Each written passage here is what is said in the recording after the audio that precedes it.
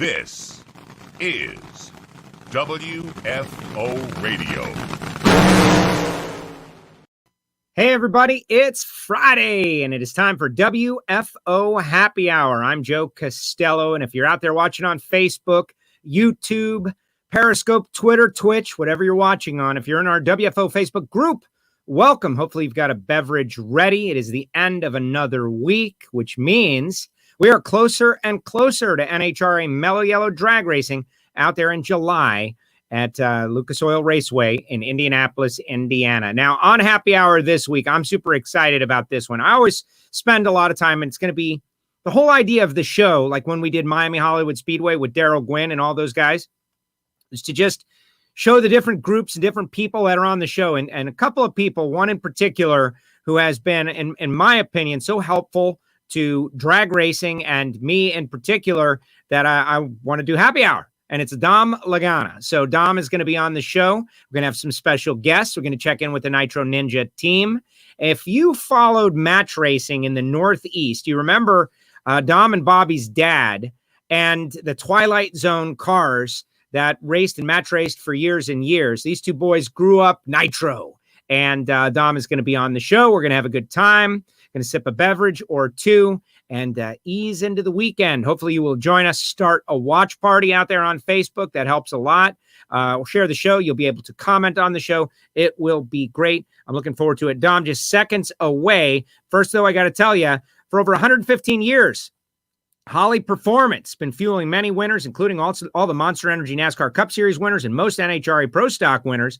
Now they have expanded into electronic fuel injection, as you know, in both of those categories. They've got the products that can help drive you to the winner's circle. So go to hollyperformance.com, and whether products from the Holly family or just Holly Performance EFI, they can drive you to the winner's circle. Check them out, holly.com. Big thanks at Holly supporting a couple of weeks of WFO Radio. Also, Marvin Rodak, rodakscoffeeandgrills.com, hot sauces and spice rubs. I'm sure Marvin is out there in Fort Worth, Texas right now, roasting up some coffee, gourmet coffee, and he gets these like batches in, right? Like certain gourmet coffees from around the world. Marvin roasts them out and sends them out. So you should check him out, rodakscoffeeandgrills.com. 817-924-6821. I got mine. I keep it close.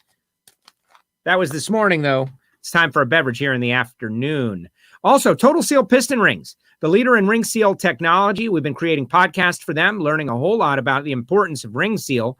They've got their new gas-ported piston rings, which make more horsepower because of better seal. And they've been doing this program 20% off. Check them out. Go to totalseal.com. Very happy. Matt Hartford, Keith Jones, Lake Speed Jr., that whole team really supporting WFO Radio, and we really appreciate it. But the bottom line is to make you aware that they make horsepower, and that's the whole point of the deal. Frank Hawley's Drag Racing School, the Dragster Adventure. Think about you showing up with nothing and driving a dragster and then going home. It's like an experience. So check it out. FrankHawley.com. Also, samtech.edu, the School of Automotive Machinists and Technology. Start your education at full speed. The next generation of mechanics and machinists and crew chiefs and everybody involved in drag racing. A lot of them are coming through Samtech, samtech.edu. Obviously, you can follow along with me at WFO Joe, and we encourage you to go to nitrofishracing.com, get your gear, and get a 20% off WFO radio gear and everything they got at nitrofishracing.com. All right, it's time for Happy Hour. Joining the show, he's in Brownsburg, Indiana, in the Nitro Ninja shop, and he's doing what matters most. Mr. Dom Lagana. What's up, Dom? How you doing, Joe? What are you mixing up right there? I'm a pretty big whiskey Jameson fan, so I got my little collection going here. Excellent. So, wow, dude, you love the Jameson. I killed a bottle earlier this year, but hey, cheers! Thank you for coming on. Well, I'm not Irish, but I think I got some in me. So, well, cheers. Yeah, but cheers to you, Dom. Thank you for doing this. Why are you doing this? You're submitting to the Happy Hour show. That's pretty cool. I appreciate it. I'm first of all a big fan of Happy Hour. You know, you gotta, with all the crazy hours of work, you have to have something to keep you sane. So. Big fan of your show, and I like your taste in sports teams. So that's another drive to come on here. We do have had many great. Don't worry, everybody. It's not going to become a 100% New York Yankee, cheering show. But I'm sure that will happen at some point, considering Baseball, the commish said the other day that they're going to have a season. We're going to play baseball. We just don't know how or when or what the situation is. But that made me feel better because it wasn't looking great for a while. No, not at all. I'm a big baseball fan. We're diehard Yankee fans. I mean, I would root for the Mets if when they were in the World Series, but go Yankees. It was looking like a promising year, so can't wait till it starts. That's why this whole thing is all a conspiracy.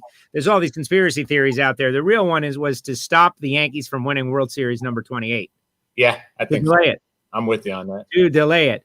So, Dom, we got some pictures. We're going to have some special guests. It's going to be fun, but we got a lot of people checking in already. Like Steve is out there saying, what's up? Yeah, Scuba Steve. There he is. I need to add a little mix to my drink. It's a little strong. So yeah, you got to pace yourself, brother. It's very important. Chuck is out there.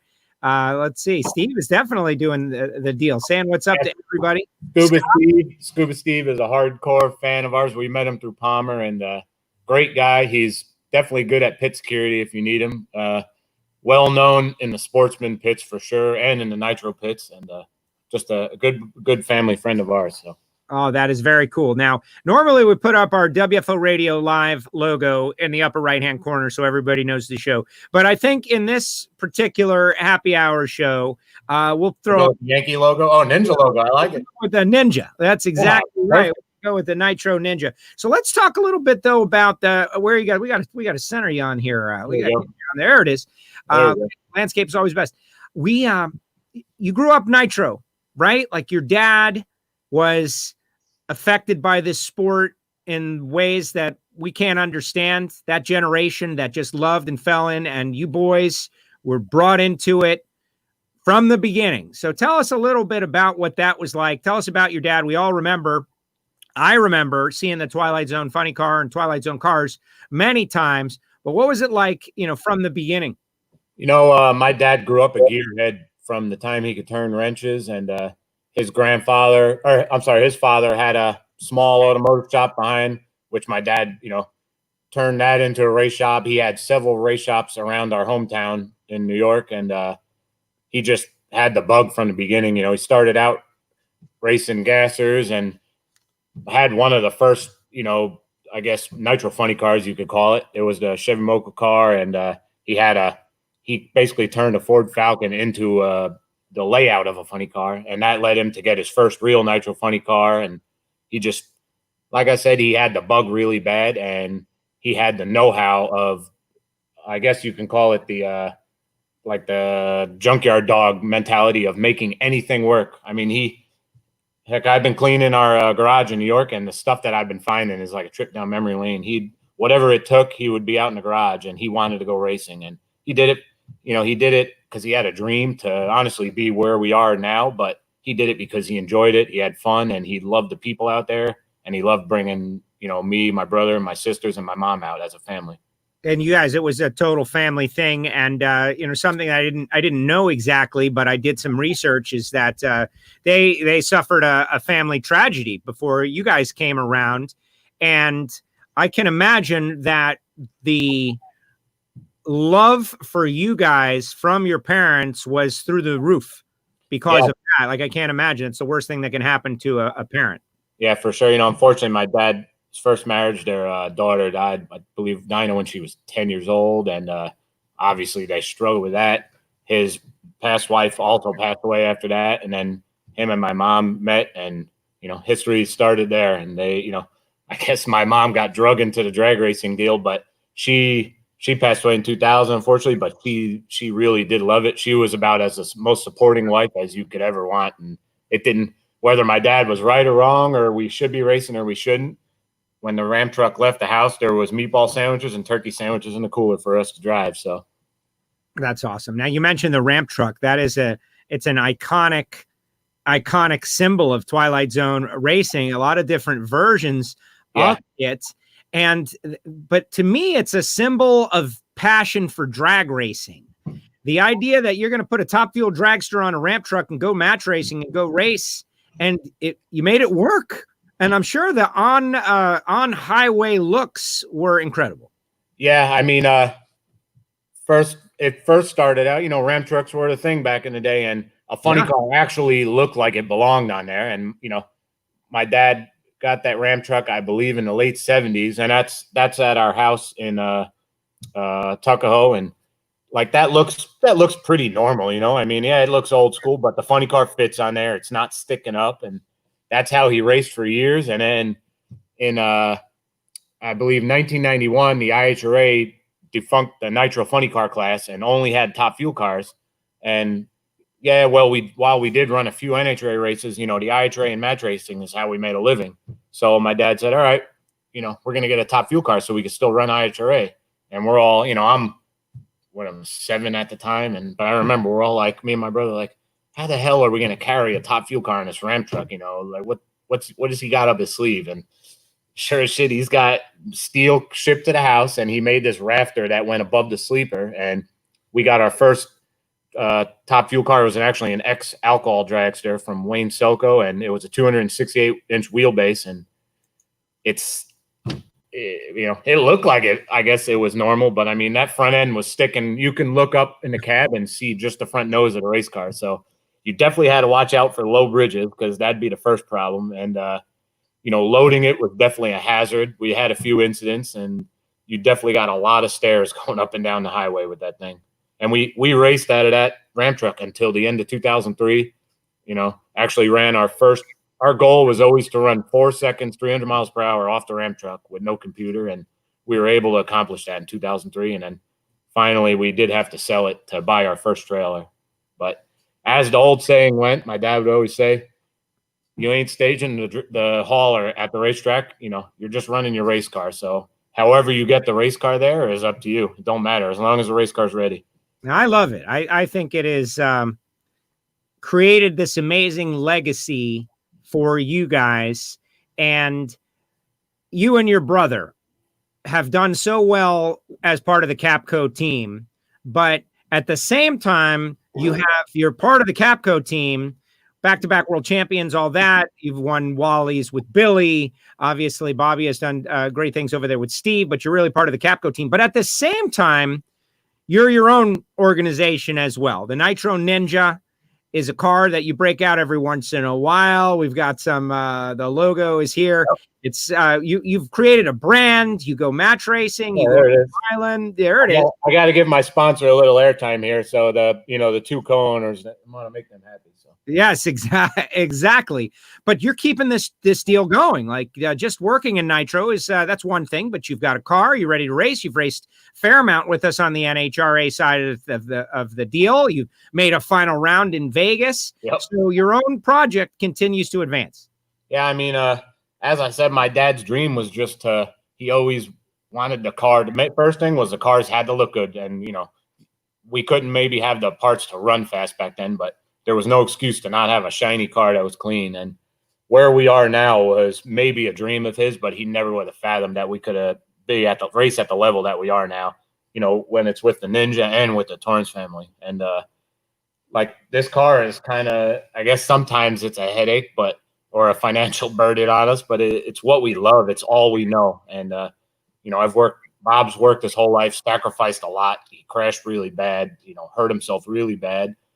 And I've been there with him a lot, and we've got to spend a lot of quality time with each other. And the goal was always to one day have a competitive car. And now, you know, with the opportunities that we've been given, we have a car and operation that, you know, with the funding there, it can run, you know, with the top guys. So, and we also have fun doing it most of the time. Yes. Now, all right. What do you do for Capco Racing? I know that I have seen you get the team there. That is number one. Oh, look, we got Brad Littlefield is out there. Well, Brad has never watched the Happy Hour show. He's watching now. That's because we got celeb Dom Lagana out there, legend of US 131.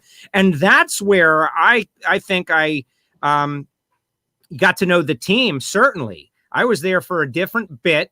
There was, we were there for the Chevy show for Masters TV. We were doing the Chevy show, and the crew, we wrapped up, and there was Nostalgia Pro Stockers there, and you were there, and they were like, "You ready to go back to the hotel?" And I said, "Guys, if I go back to the hotel and there is a top fuel car here and Nostalgia Pro Stockers here, and I leave, I don't think I'm a drag racing fan. So I'll meet you back at the hotel later tonight."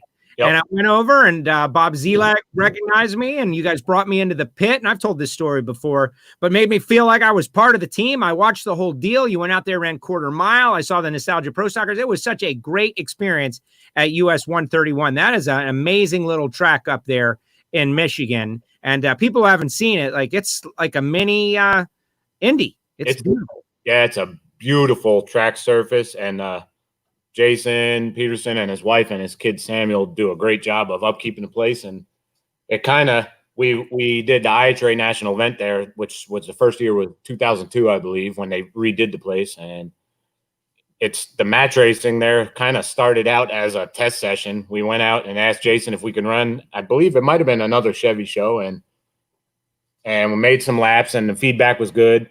Then we came one year, and he booked us in just to run singles. And we ran, I believe we ran like a 463 at 323 quarter mile, I think in like 2011. And it was like, man, yeah, we're match racing. But it's like, we could actually try and run 330 miles an hour one day. And so that was kind of the bit, was the fans keep coming back for watching this dragster make single runs.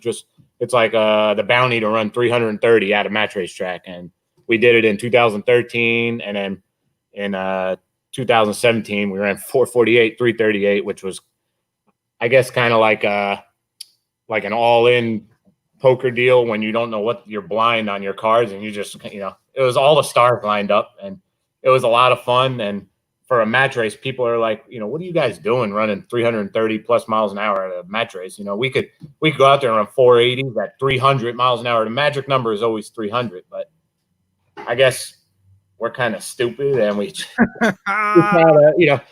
we get these ideas in our head and we try and do them. And, that run worked out. We've had a lot of runs there where we've blown it up from injected oil pan and cost ourselves a lot of money out of pure stupidity. But, if you're running nitros, especially if you're a family owned team, somewhere in your brain, there's something loose, and that's allowing you to do this. So I guess you have to live up to those expectations of being an idiot sometimes. There it is. Yeah. Perfect example. Yeah. I was there for that. That is tremendous. All right, let's bring in our first guest, because it is a happy hour after all. Childhood friend, I would imagine, who is also a world champion, Nitro crew chief, Nicky Bonafonte, same part of the country. Hey. There he is. Hey, Dom. How you doing, man? What's up, buddy?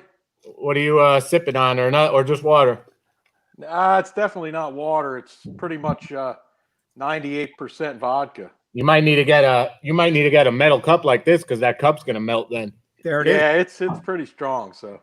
Yeah. Me and Nicky grew up from the same kind of parents and background, and very similar situation. Very similar. Like a dad that was already bitten by the bug, and you either would cast off your whole lineage to not be involved, or just go along with the program and become Nitro. And Nicky did, and you did. You guys both did.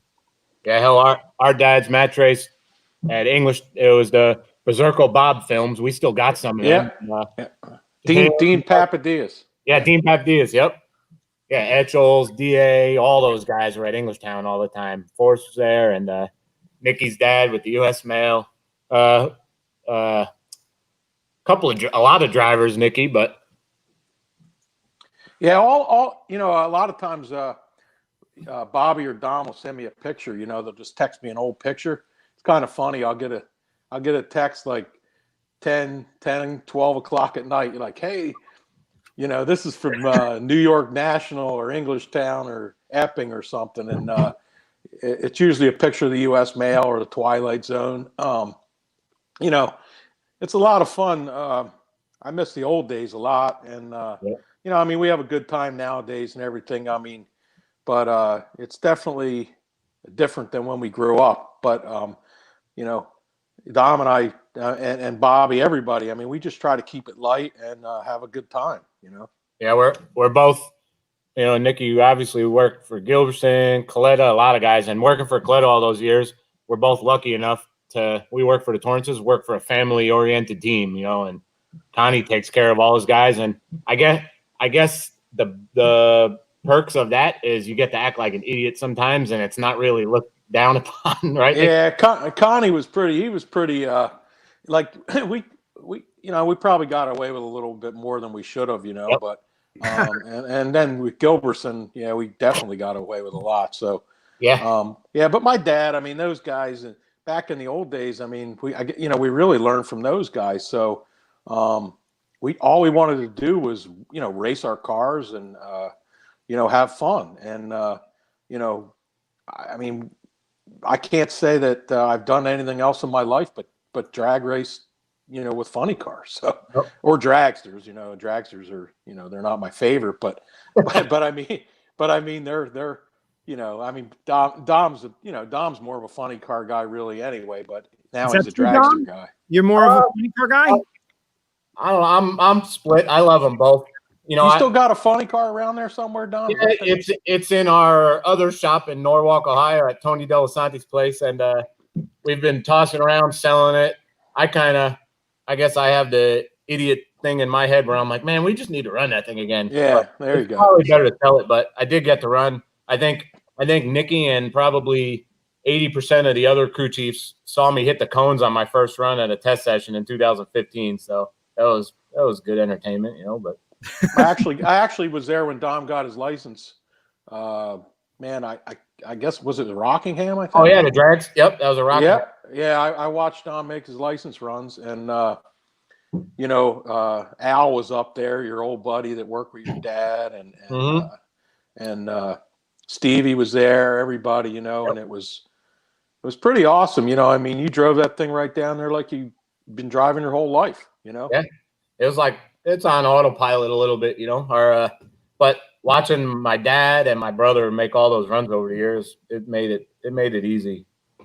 Yeah, but it's still getting into however many 1,000 horsepower machine and going through this process to do it, quite naturally. That says something. I've always thought that if we could get to a sport where more people get the opportunity, that Dom could go out there and be a star. Right. I think he's got now he could be a star, that people would follow him. He got the Northeast flavor, obviously Yankee fan, so he's smart.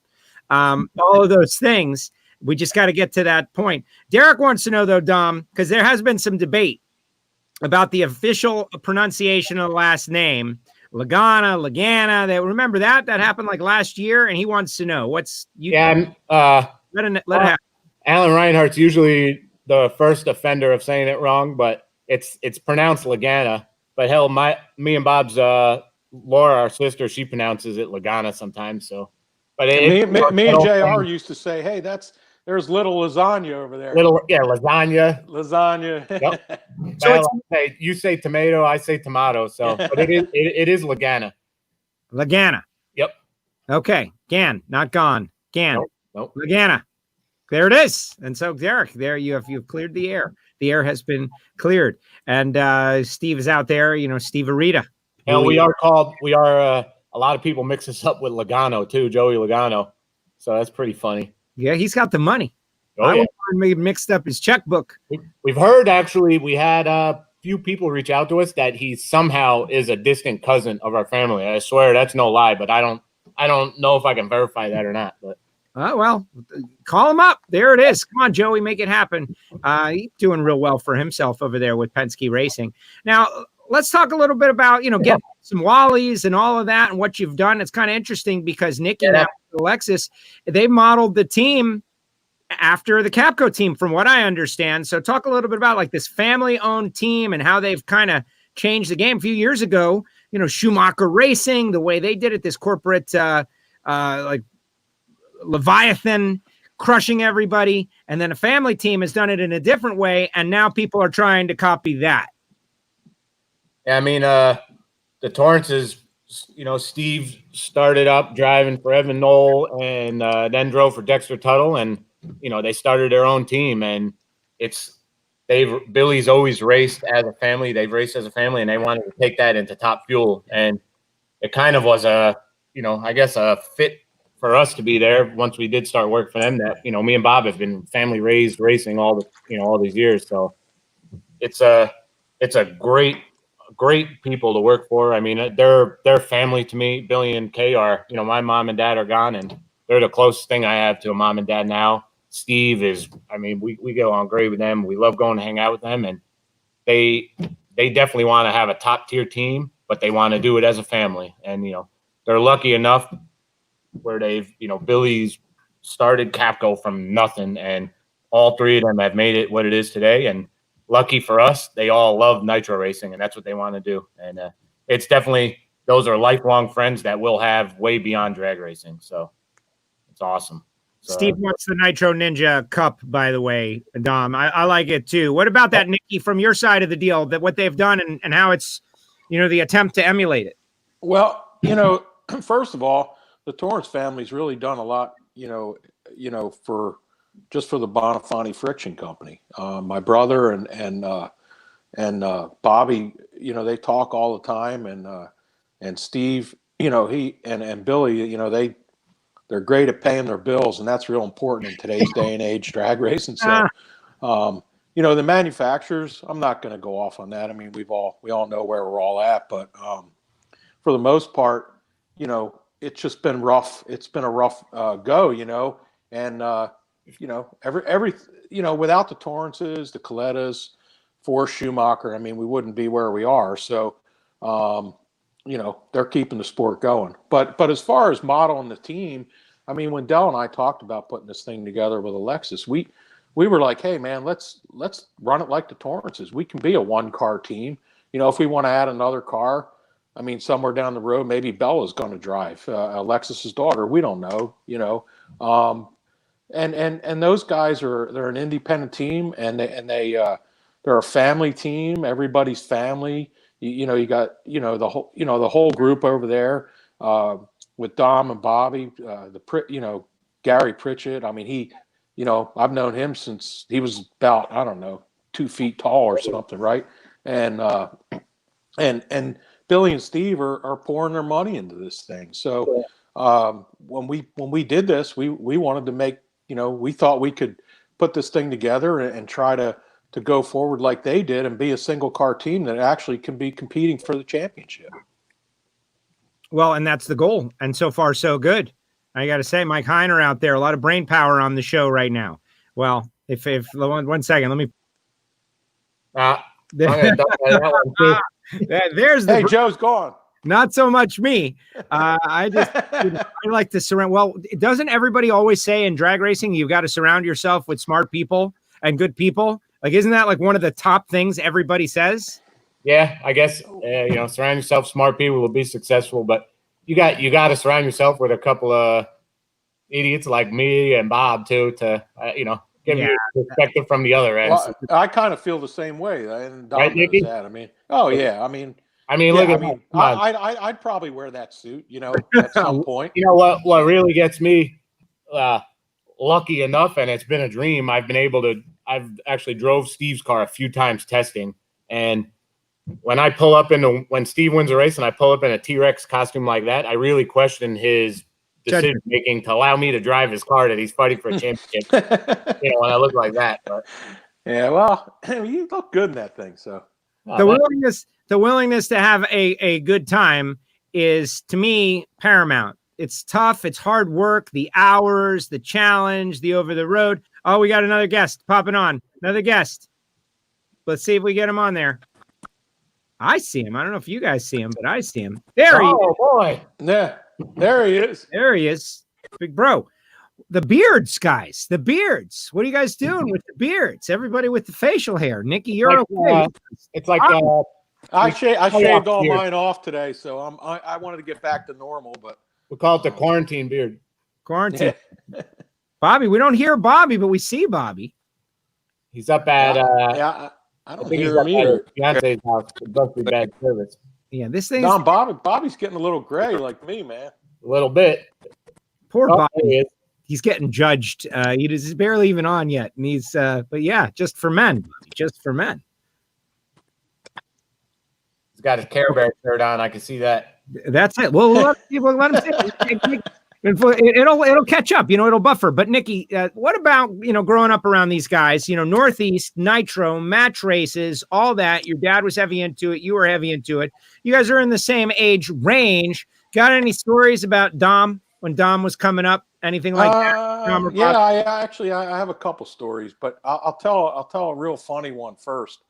Dom was actually helping out on Clay Milliken's car, the Werner car. You remember that, Dom? Oh yeah. I can't remember what year it was, but I do know one thing. I was over at Litton's, and Joe says, "Hey, get a picture, right?" So I got a picture, right? Now we got Yeah, Richard's on there too somewhere. Richard's on here, right? There's JR. Yep. Wow. Wow. I don't know if you guys can see him, but yeah, I think he was like 12 or something. So, but anyway, he was 17 or 18. I'm in there, right? I'm looking pretty fat, But anyway, so we got an old picture from Bruce's deal, and these guys were wearing us out. And I think Dom was working on that Werner car because I think his dad was still running the funny car, him and Bobby, and they hadn't switched over to the IHRA thing yet, or I can't remember. But for whatever reason, Dom was over there and he's working with Clover. And every year Bruce is finishing second, with the Lucas Dragster or the Wix Dragster or whatever Dragster he had then. And those guys were just kicking our asses, right? And Dom's over there. And I kept telling everybody, Clover and Dom, everybody, Clay, I just want to get one of these clocks. You guys got all the clocks, right? So, and you're going to remember this, Dom, because you remember this thing here? Oh yeah. Bader gave us this number one qualifier clock, right? And I just wanted one clock, right? Well, I got one clock. That was it. And I think the belt broke every single run on Clay's car. And I was actually we were able to get, me and Richard and Bruce and Mike, we actually got one number one qualifier that year. And they won like every championship, right? So Dom was actually part of a championship team before being with the Torrances. And I mean, it's all in good fun. I mean, we'd spend a lot of time playing that drag racing game. That thing would wear us out. And I said to somebody, after Dom got his license and I watched him drive down there a couple times, I said, man, guy made 100,000 runs in a top fuel car on the drag racing game. So I mean, maybe I can make some runs, right? Right. But I mean, Dom did a great job, and we used to spend a lot of time texting each other back when we did have a drag racing game, and we need a new one. In the lounge, I used to bust in the lounge. Nikki and John O are up there looking at runs, and I'd come in. Sometimes I wouldn't even say anything; just turn the TV on, start playing the drag racing game. Yeah, and that was fun. Now, what game are we talking? The last game was Countdown to the Championship. This was one of the original ones, Dom. I mean, we played this one to begin with, right?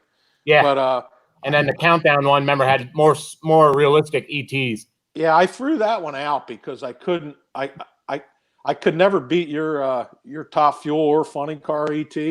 So I threw that one out and I started playing the older one. But that's when the Rap Starter Boys come in town for Indy, I always spend a night or two at their house here, and we always try and run 439 with the drag. They're actually better at the drag race game than me. So I know. There was one time we were in their basement, me and Junior and Tino, and we were playing for literally 3 or 4 hours. It's 2 a.m, and it's during the Indy race weekend. And Junior's girlfriend Brooke was upstairs. We ran a friggin' 439, and it looked like the Army car in 2006 in Pomona. We're jumping up and down, screaming.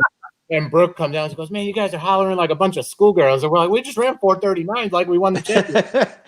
Yeah, we played that thing in the bunkhouse. Remember the old Bruce's old bunkhouse? Yeah, we had it on the TV up there, and we'd get it going between the rainouts and and during rain delays or go over there at night. And the bunkhouse with the urinal in it, 6 guys in it. Yeah, the one with the urinal we couldn't use, but actually, I spoke to Mike the other day. He's doing pretty good, but I'll tell you, there were some good times for me running the IHRA and hanging out with you guys, and you guys always had a hell of a Italian smorgasbord over there. You know, the lunch meat and the rolls and Yeah, hell, that's how we coaxed Peter Lehman, which was Clay's old team owner, and Clay and Clover, giving us parts back in the day. And our sister had our mom's lasagna recipe, so we would literally trade them trays of lasagna for parts. And and those guys did a lot for us back in IHRA days and took us under their wing. But I mean, lasagna for a short block, I mean, come on, who wouldn't want that? Yeah, you can't beat that, right? Well, no, nothing good New York lasagna. So there was one other funny little story, but we were at Maple Grove and I was working with Jono on the Coletta team, and I decided I was going to get a rent a motorhome, and bring it up to the track, right? So I bring it up there and I get the Laganas and I tell them, hey, I'm bringing Jono over to your trailer. We're going to have a couple drinks. So we go over there and Stevie, he's over there mixing drinks, and we got all the lunch meat out, the prosciutto, the salami, provolone, sharp provolone, the whole bit, right? And Jono's eating and he's drinking, and then Steve's giving him a margarita. I don't know. I think we were even doing shots of something, right? Yep. So then we decide, like, we're all pretty having a lot of fun. So we hop on this golf cart and we take a ride down to the motorhome, and the security guy, he stops us. Jono's, we're going to get into a little bit of a tiff with the guy, right? But somehow we talked our way out of it. We get back to the motorhome, and we break out the old Valco drag racing game. Remember that, Dom? We got that game out and we played this game, with the cards and all the shit. I don't know. Yeah. I think you were there. I'm pretty sure. I know Bobby was, right? Yep. So we play and we got Pat Dakin running, Doug Kerhulis and all this stuff, right? So anyway, the next morning we get up and Jono stays in the motorhome with me. The Laganas go back, and we get up in the morning, and Jono goes up to the trailer and he's sitting in there when I get there, and he says, what are you doing? I said, well, I just woke up. He says, you okay? I said, yeah, I'm good. How you? I go, how you feeling? He goes, well, because my head hurts a lot, and I'm like, well, yeah, I haven't ever seen you wear a hat other than in the winner's circle, so I was kind of figuring that covering his eyes, that your head hurt, yeah, so when you hang out with the Laganas, you can have a hell of a time too. So he got bit by the Saberita. Steve is a family friend of ours that was friends with our dad first, and he lives in town where we grew up. Had a lumber yard, and he's hooked on drag race. He comes all the time now. So Steve Arita? Is that Steve Giordano? Yep. Yes. And he's notorious for his. I mean, it's not really a margarita; it's a Steve Arita because there's probably 3% mix and about 97% tequila in it. So he has for sure wounded a lot of people at the racetrack, and some people don't come by. Yeah, Jono was definitely one of his victims. Jono was one of them. I'm pretty sure he's gotten Jimmo a few times, and a lot of people.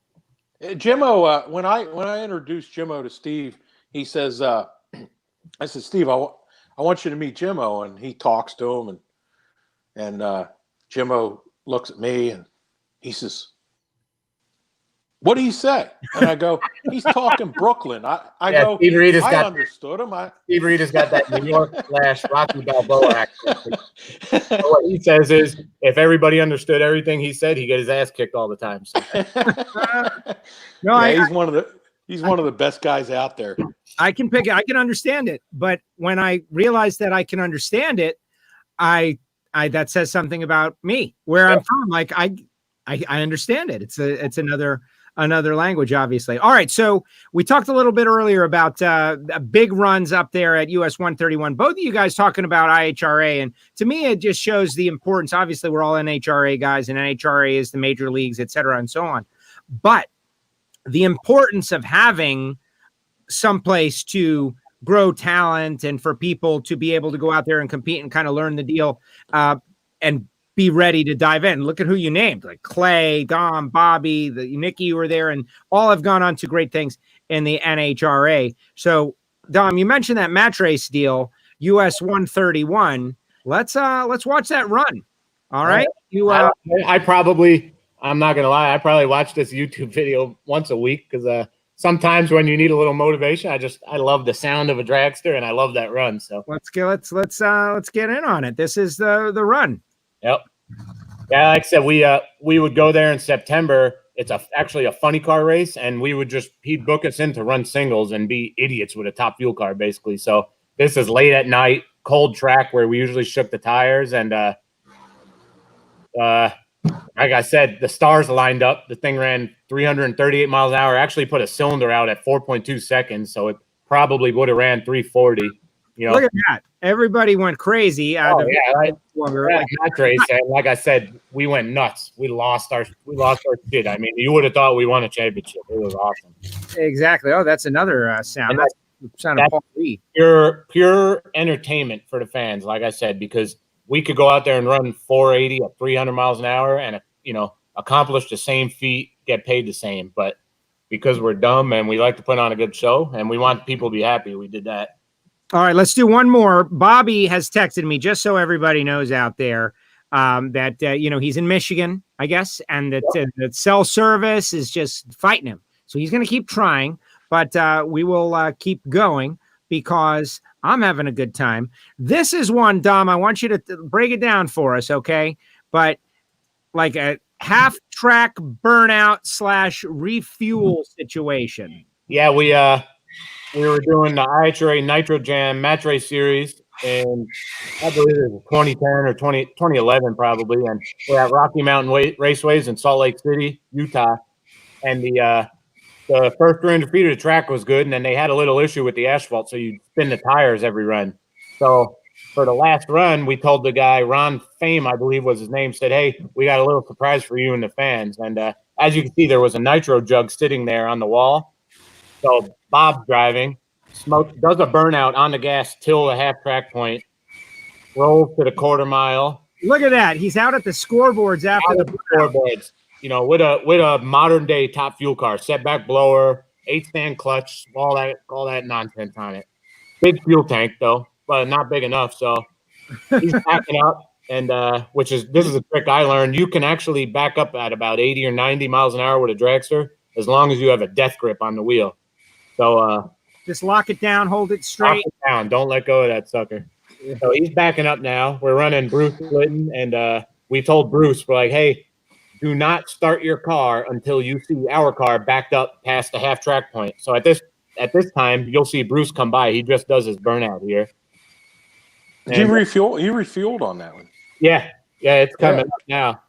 I like that, man. I had a 5-gallon jug of nitro here on the corner and the funnel. And great. This is the A-Day for us. It was me. There's Bob Z backing Bobby up, and me and my dad and my brother, like, we were just living life to the fullest. My dad loved this because this brings him back to his crazy crap that he did when he match raced.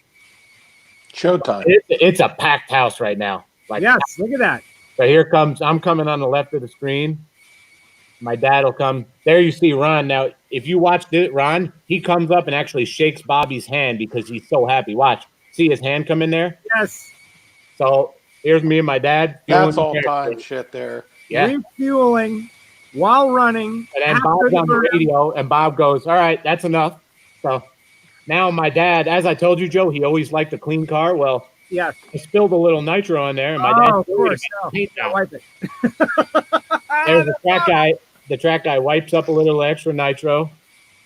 I get the lid locked on there. And, for me, I wasn't even driving the thing. And this is probably one of the top 5 most enjoyable things I've ever done in drag racing. I mean, the adrenaline that I got from this, I don't know why, it was awesome. And we went out and had a side-by-side race with Bruce.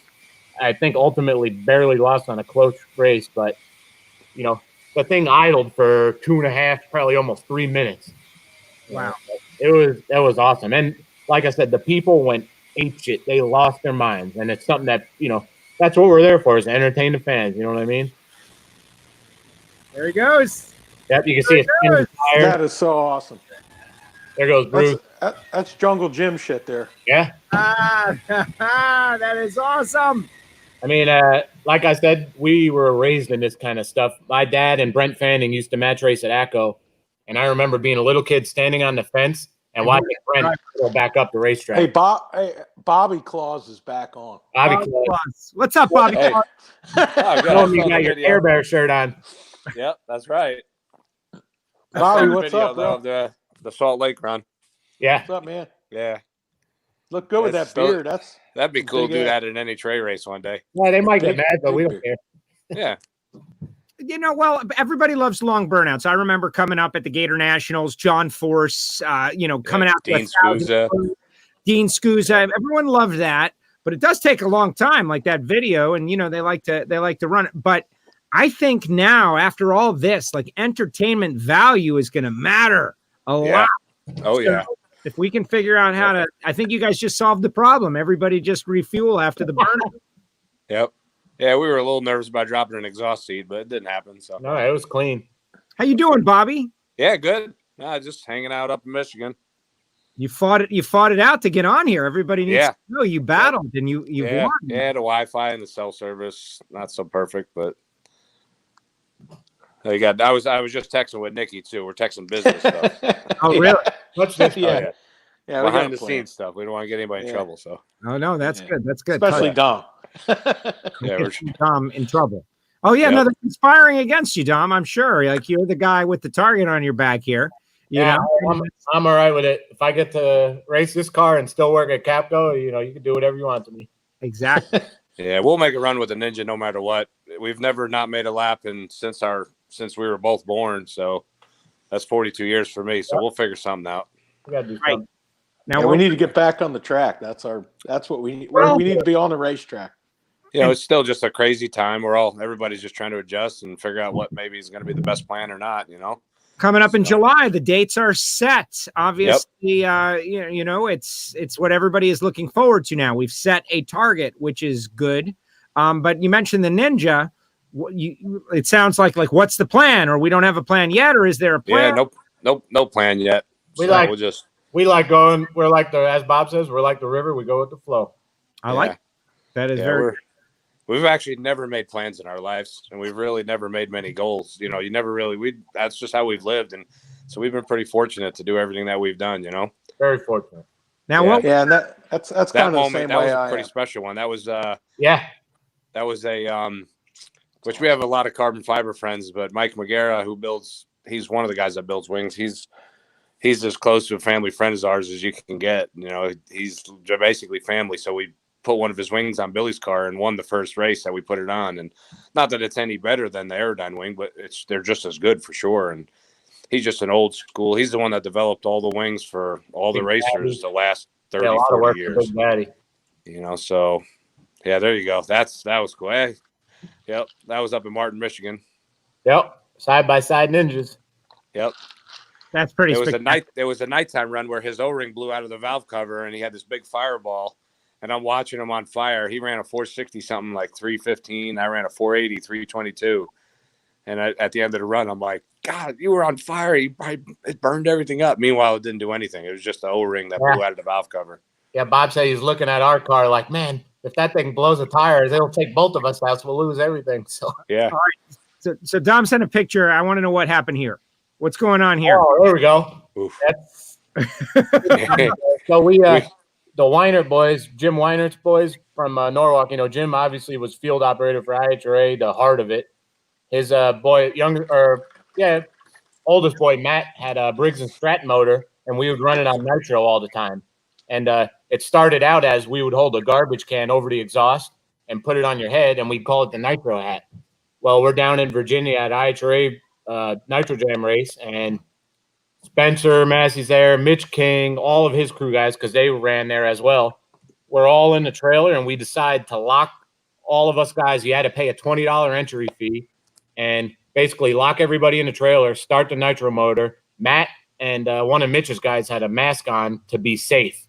But Bob Z had a mask on too. And Bob Z. He was the safety guy. More for taking pictures, Bob Z. Right. And it was basically whoever can last the longest in there with the doors closed wins all the money. And it's not a clean running motor. It's a Briggs and Stratton. It's running fat on 100% nitro. And it was bad. This was actually the weeks a couple weeks before we went to Vegas and went to the finals, and my chest hurt for a month. I mean, like bad. And it was down to Dom and Tony Samsel, Robbie Samsel kid. Yeah, Tony actually ended up beating Dom, but you're talking like it was like 7.5 minutes. It was they bad, ended up in dude. there, and really, I kind of got screwed because somebody was trying to get out, and Mitch King was in there, and his wife Ava put a broom handle through the side of the door. So I'm watching this guy; he can't get out of the trailer. Oh, he just doesn't know how to run our lock. So I'm like, oh no, the door is like jammed shut. So I'm trying to run into it as hard as I could, and finally broke the broom handle to let the guy was panicking because he couldn't breathe. And so because I was exerting and I started breathing, trying to knock the door open, I lost. But it was bad. And the crazy thing, we had tools out, and like in the rack area, we had some wrist pins out. Well, because the motor ran so dirty, it was burning oil. It was really acidic. It rusted everything in the trailer. It destroyed wrist pins on the back. It wasn't good. The walls were coated with nasty. It was bad, but I mean, it was worth it. How could? Yeah, of course. Nitro Lockdown is what it officially was called. Nitro Lockdown. That makes perfect sense. Look, that's what we need now. Yeah. I feel like that's what we have now, except without. Yeah, well, it's close. It's close. I mean, it's close, but it was fun. Got no nitro though.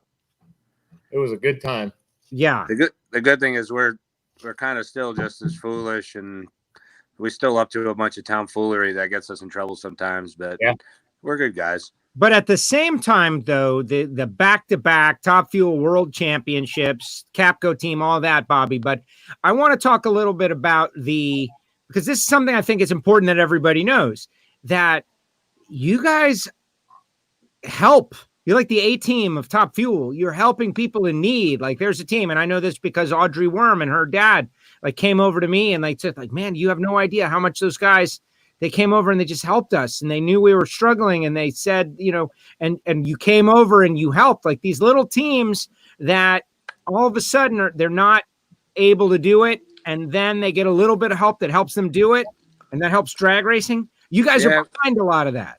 We were always underfunded. We never cried the poor me card or nothing, but we just always showed up with whatever we could and had a lot of help from a lot of, I mean, Nicky remembers we all helped each other, but a lot of guys always told us when they helped us, hey, you try to pay somebody back. And there was years when we never could pay back, but our mom would cook lasagna or our sister would cook raviolis and we'd bring it to the guys. And that's what we would trade for cards. Short blocks for lasagna deal. Yeah. And we actually had people say, some of these crew chiefs and team owners that have helped us, hey, when you're ever in a position to pass it on and help out when you can, that's what's most important. Like we were fortunate to grow up with Austin Coyle in our life, and just a bunch of, I mean, it's hard to even explain the amount of the legends in the sport that we were able to be a part of our family, and they all very much said the same thing. You're fortunate to do this, and if you can help and pass it forward, and we're lucky to work with the Torrances who, they feel the same way. They help out so many people in this sport and just in life in general. It's just it's just such an amazing family to be a part of. And we actually help big teams too. Like we've helped our biggest competitors in final rounds. I mean, I've given a brand new fuel pump out of our trailer to a team that beat us in a final. And, we've given out, it's kind of, you know what I mean? So that's the kind of team that we are, we're, Hoagie's that way too. Hoagie's an old school racer that raced with Big Daddy, and their motto is, Hoagie's always big time. Somebody needs help. He's all about trying to give them advice and just do the right thing. Talk about the Garlits deal. You mentioned Big Daddy. Hogan, Big Daddy, Garlits, the number one guy in our sport, let's face it. And one of the biggest bummers of this whole deal, and Dom, you and I were at the Gators when they pulled the plug, and it was like, oh, what a bummer. Because you guys are going to run an amazing scheme on Steve's car. You're going to pay tribute to Big Daddy. Garlits was going to get like modern era due. It was going to be great. Unfortunately, it didn't happen. Hopefully, you guys are going to run that scheme. Oh, yeah. That's 100% we're going to run it. But that would be really good. There was a lot of, it just looks so cool. There was a lot of anticipation for that. Yeah, that was just to see him. He was going through a little bit of a tough time. His brother was sick, and unfortunately ended up passing away. But, to see the happiness on his face, and, he's still as sharp as a tack. I mean, he's, he warmed the car up and he started asking questions about the tug and the clutch. And, he's just like, yeah, I can feel this. And it's just amazing to see at his age what he really understands and how aware he is of, what's going on. Well, exactly. He's Garlits. He's Garlits. Yeah, You guys he's ought the to let best. him drive it, Bobby. Yeah, you should. He'd probably So we're drive definitely that thing gonna right run it. to the finish line. Maybe for sure Gainesville, and then to see how the schedule goes. We can put him in the Ninja. Yeah, He'll we'd let him make drive. a lap. He'll Oh, drive the Ninja right to the finish line. he will. You mentioned see how the schedule goes. I know how it's going to go. It's going to go every single week. Like once we We're start, hoping. that's it. We're ready. Yep. We're hoping, Joe. Yeah, on the floor. we're just on a take it a day or a week at approach time right now, and just kind of get ready. We still got a month at least before you really got to hash out what's going to happen. And so we've been busy with so many little projects. I can't believe the 4 months has gone by as quick as it has. Really, we really haven't had much idle time. We've kept that busy. Right. Well, this has been a time to prepare, and everybody's prepared now. If you're not prepared after this, we had the off season 2 races, and then a second off season plus. Season plus. If you're not ready by now, as ready as you can be, I don't know what the deal is. And the champion at the end of the year, whoever it is, however it happens, will have earned the most bizarre championship in the history of NHRA. For sure. Yep. So that's a big deal.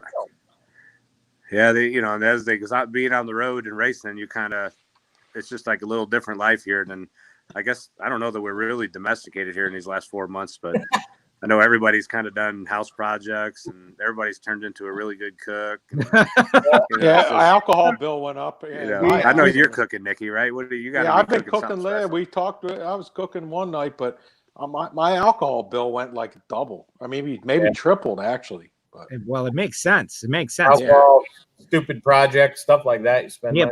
This is a media appearance for you guys, so you can write this one off. So today, Joe, here's the biggest problem. Today was a productive day. Yes, I gained. I probably gained at least 10, 15 glad pounds. that guys like yourself and keep your podcast going. And Nikki, you need a Peloton bike or something. Then you got Peloton, Nikki. That's what it is. Guys, I'm back on the we all vodka should diet, invest in man. a Peloton stock. It looks like at the beginning of this year, and now would be able to fund a fuel car maybe for a couple of races.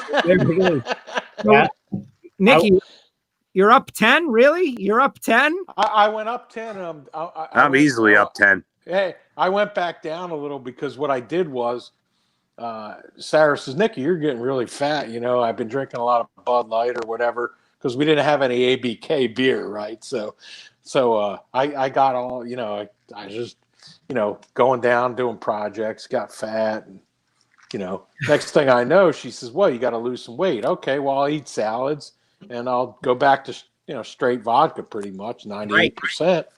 I'm good to go, right? I'm losing weight like hell. Like I dropped 10 pounds.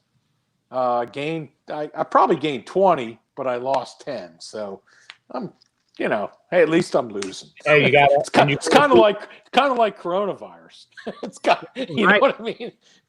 You got to keep going up, it's going you got to down. keep your tolerance up too, Nikki, for when you start racing again. Yeah, I got it pretty high right now, so I'm not going to have a problem with that. But the problem I got is like I got to wear a mask once in a while when I go to a place. So I'm like, okay, Joe's got his, right? I got mine. I got some mask I'm going to wear. Like when we don't know what our protocol is for NHRA yet.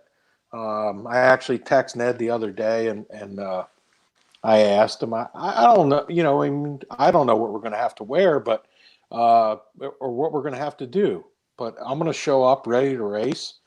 And, if I'm going to wear a mask, it's going to be, my choice. Right. So, I don't know what it's going to say. You might have to bring the drag racing game back out for entertainment at night too. Then. Oh, we will. Trust me. And we probably need to. Bob's still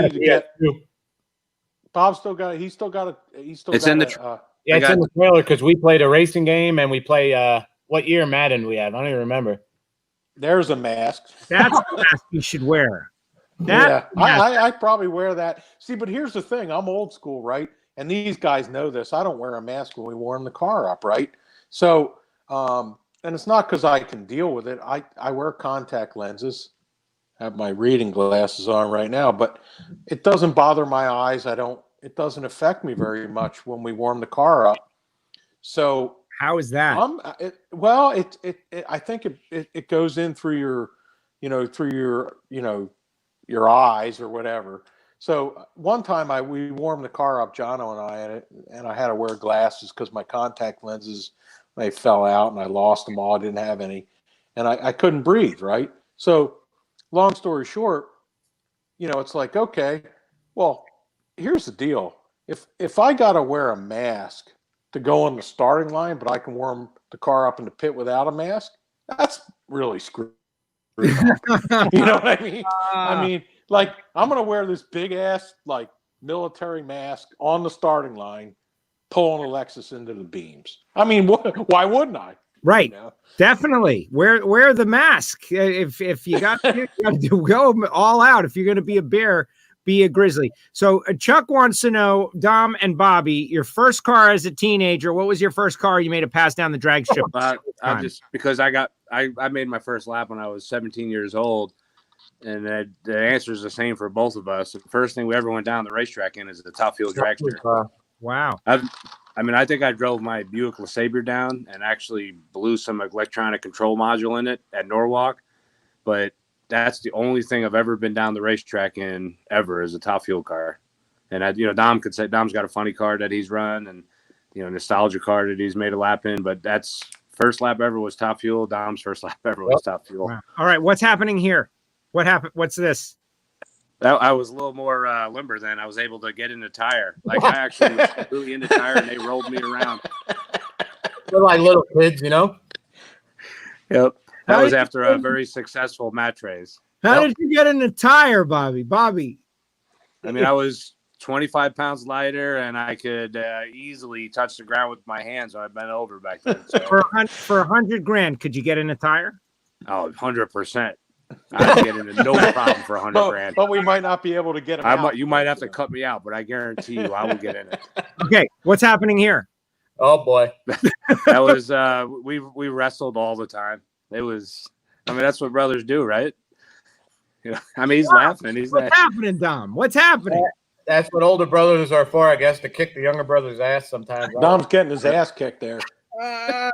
We had a lot. I mean, really, what we did there, and we do all the time, is put on entertainment for people. I mean, like even all the guys on the Capco team now, me and Bob, which not very often, but we get in a spat once in a while. We'll roll around and wrestle, and they all just we wrestled.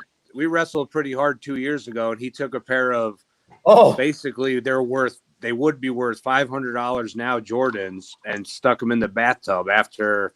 We went up and trashed his room at 3 a.m, and he pulled my shoe off, put it in the bathtub, and then decided to come downstairs and taunt me. Yeah, it didn't end well. We rolled around out front of the hotel, and then I had bruises on my ribs, bruises on my back. All the guys, they didn't know, they weren't sure if it was actually a joke or. That's some clutch disc being there. Clutch disc surfing, yep. Yeah, surfing. Yeah. Oh yeah, look at that! You're on top of the clutch discs, and we didn't have a clutch grinder back then, so we had to surface this somehow. That's Nikki. That's Bonifant approved, right? My brother would love that. I mean, he's the best at Rob, sure everybody serves. If Rob's listening to this, he loves us. He knows we take care of him special. Well, that's what we were talking about that earlier, Bobby. I mean, yeah. You guys he owes me a steak sandwich or something good. I really take a couple like a Pat's and a Geno's. Yep. Yes. One. If you can go there, you might as well get both, right? Oh, what happened to Bob? Bobby disappeared. Bobby disappeared. No, you know what that is? He got a phone call. That's what happened. I got a phone call. Yeah. You got a phone call. Sorry, it was Lori. Sorry, Lori. Safe. No worries. But we can't see you now, Bobby. Just so you know, you got to reconnect or something. Can you? Yeah. You can hear him on his call. That could be good. I'm talking to you. I'm talking to you guys. Oh, we can't see you. Yeah, we can't see you. You should reconnect. Yeah, I remember. Nicky's brother telling stories about changing the pumpkin in his old man's funny car, and that's why his back's so screwed up now. And what's He's lying like. that's a good picture there. happening here? That's a look at that. That same weekend when we did the Nitro lockdown, we're at iTray race in Virginia, and the one night got rained out, and they had gas bombs set up on the guardrail. The problem with the gas bombs is, at least back then, once you had them armed, you had to set them off. They couldn't sit.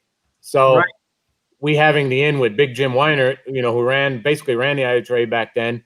That's me driving with the helmet on, and that's Bob on the left and Wesley Weiner, Jim's boy, on the right.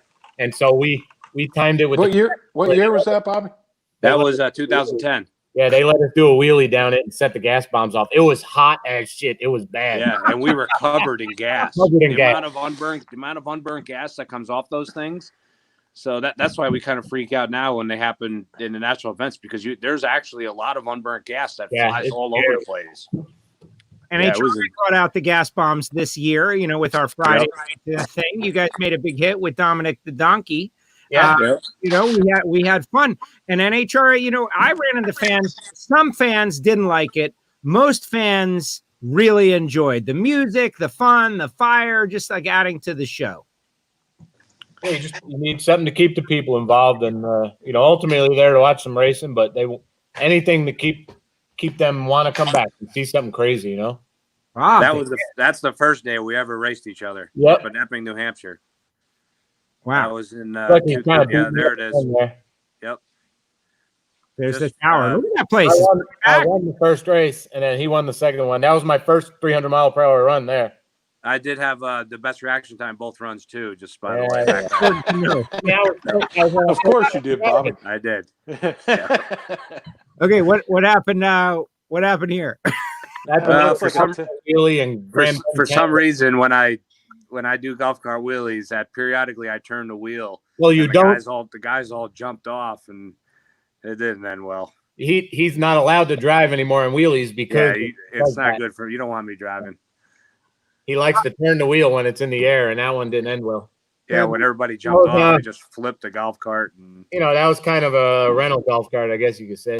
It was actually a guy's golf cart that still owes us money to this day. Still owes us money. Maybe he's listening. He'll pay. Look who's out there, guys.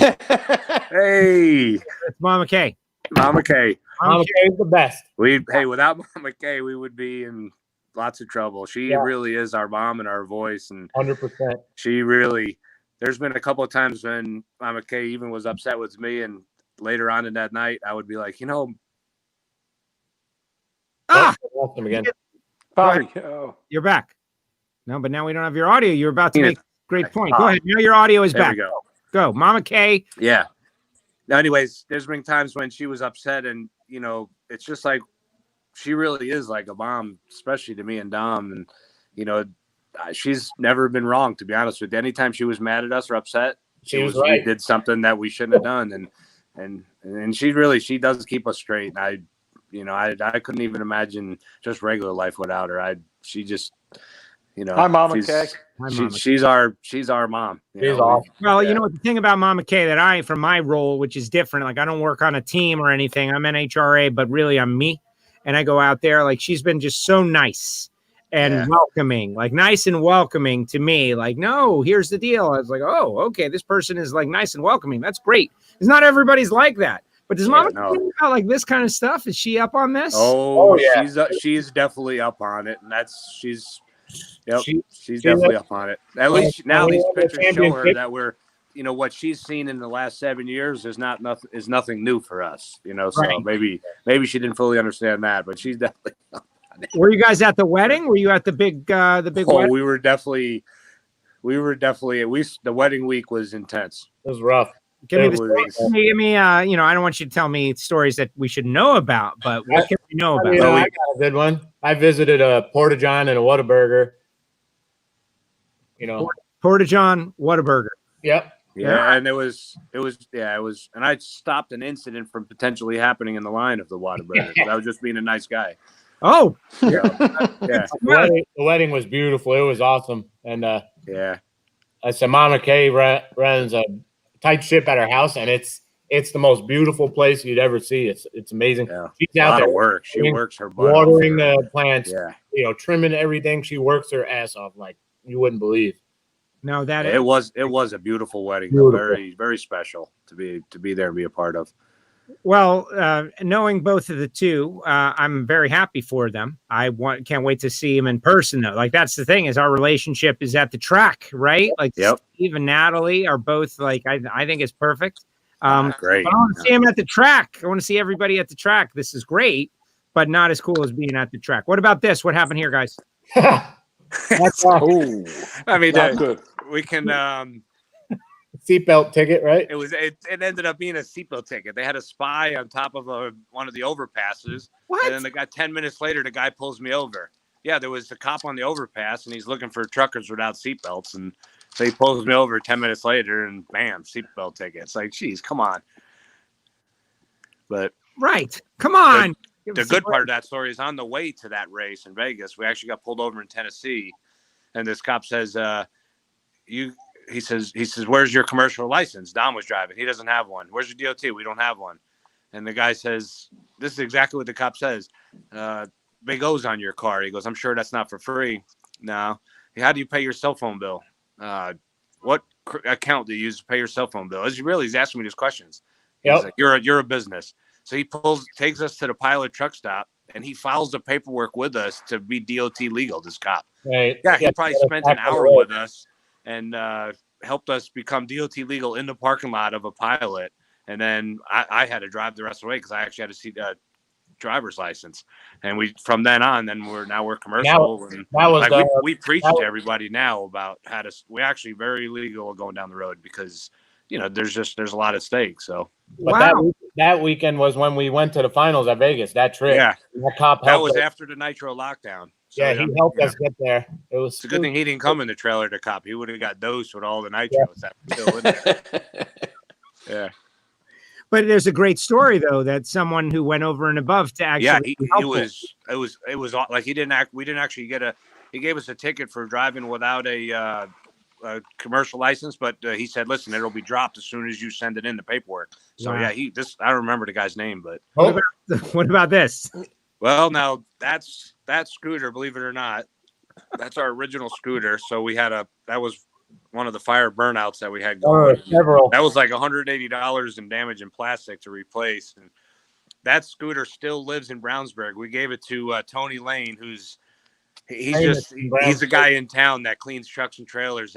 He raced with all the IndyCar teams, and we gave it to him with 6,000 miles. He came by the shop on Thursday, 24,000 miles on the scooter. Wow.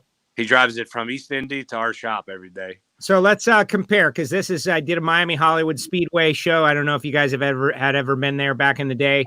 That's my home track. We got a Garlett's fire burnout, right?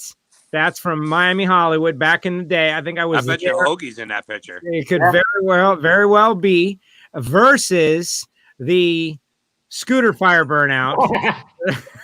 I don't know if it means anything, but I did have a few injuries from this one, and we had to replace all plastic. I don't know if that makes our story better. Yeah, no, I think you beat Garlett's. Now, people might be wondering, like, how on earth are we getting these great photographs? And here's the guy who is like the Lagana photographer, recent Wally winner there, and who has now earned his first NHRA Wally, Bob Zelag, who shoots for NHRA National Dragster in addition to the Lagana family. What's up, Bob? How you doing? You can't hear us. That's it. Hey, we got no audio. I'm doing good. How are you guys doing? Oh, there he is. Your photos are a hit, man. These guys are they're implicated now. He's chronicled our life definitely for the last heck, it's probably been 14 years or so. I think 07 or 08. Yeah.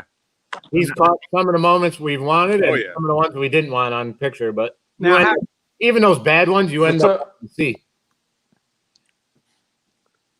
Now, Zelag, at least with the bad ones, you can look back. Yeah, he's in and out. He's in Pennsylvania. He's going to find what's up with the Wi-Fi up there in the West, and he's up there in the He's in Pennsylvania, Eastern Pennsylvania. But he is also the governor might have shut it down, Bobby. You never know. Well, we're not wearing masks. He is the innovator of this. Yes, he is. He is the innovator of this, the Nitro Barrel coffee mug. This was I got this the first time I went and hung out with you guys at US 131. And Zeli, he's a hard worker though, and now he's on Tony Bartone's team. My goodness. Yeah, Bob is the best. Yep. Yeah, we've had a lot of good years. Well, having a personal He gets the best pictures too. He does. He clearly does. I Well, mean, Bobby's phone I'm rang. just glad you got. let's look at this. Yep. Exactly. Yeah, my phone rings. Yeah, you're a all busy day. guy. Hey, Bob, did you send Costello a picture of Bobby's Bluetooth? No, I don't think he did. Hang on, Joe. If I send you something right now, can you? You should email it. If you email it, I can get it on the air I'm gonna immediately. do it right now. You gotta show this. Send I it. can hear you guys, but Email it. Yeah, you once you get a call, it like becomes weird. dark. We can't see you. So you just got to reconnect. That's it. I'm going to kick you out and you reconnect. I'm gonna send you this picture. Hang on. Yeah, send it. Send it. Now we are in the wind down phase of the show. This picture will be the big grand finale. I do want to, obviously Bob is out there. Bob, have you got your audio straight? Let's see. Zelig. Bob, what's up, man? No, he's dead. He Oh. can't. Looks like one of those ninja movies there, Yeah, Bob. exactly. This is Enter the Dragon. It is. He's got his Jeff Deal shirt on. He's got a haircut. That's good. That is all good. Bob, Haircuts are good. let's talk about Bob Zelig real quick because he cannot respond. If we have anything negative to say, but I don't. Like one of the nicest guys I've ever met, and so passionate about drag racing. He's out there. Great photographer too. Yep. Great photographer, shooting stuff for National Dragster, showing up at every race, et cetera, and so on. Yeah, he Nikki's just had a picture in USA Today or one of the big The Times, stories. the New York Times, they did. New York story Times. That's about what it was. New York Times. Yeah. What's it like to explode a funny car or something 300 miles an hour, and his shot was like the feature shot. Yeah. You get paid for that, Bob? Like, is that monetary gain? Well, the radio silence on that one. Yeah, radio silence. Yeah, maybe he had to Hey, pay. here's a good Bob Z picture. Hey, Bob might have paid. That's awesome. Look at that. Wow. Those that are real. painful Those L. are real. Those are real header flames in front of the L house. Yep, 100% nitro. That is so. I remember that. That was so cool, man. I remember that as well. Yep. It was a rough weekend though. Holy, Yeah, we broke the holy. crank, blew the blower off. But we got Service Central some airtime. I think we were good for them. Yeah. They were good for us. We were That good was for them. that was a good time. Well, it got you to where you are, Gainesville. I remember. Yes, it did. Yeah. for sure. Yep. Definitely not Photoshop there though. No, Bob's fiance's warming up the car there, Kim. Yep. Yeah. Now, what about that, Dom? In that you mentioned your fiance or a fiance out there, but I'm looking for a specific photograph. Someone very important to you has yet to be mentioned. Let's talk about. Well, that's a tradition. Like I said, Bob's fiance Kim warmed up the car forever, and Sarah does it now. And Sarah's my fiance. And I guess when this all first happened, I went home for 5 weeks, and we've been together 7 years almost, and that was the first time we've spent more than 3 weeks straight together. So after the quarantine deal, we kind of looked at each other when I was coming back to work, and she said, "Well, at least we know we can stand each other for that long, so I guess we're ready to get married."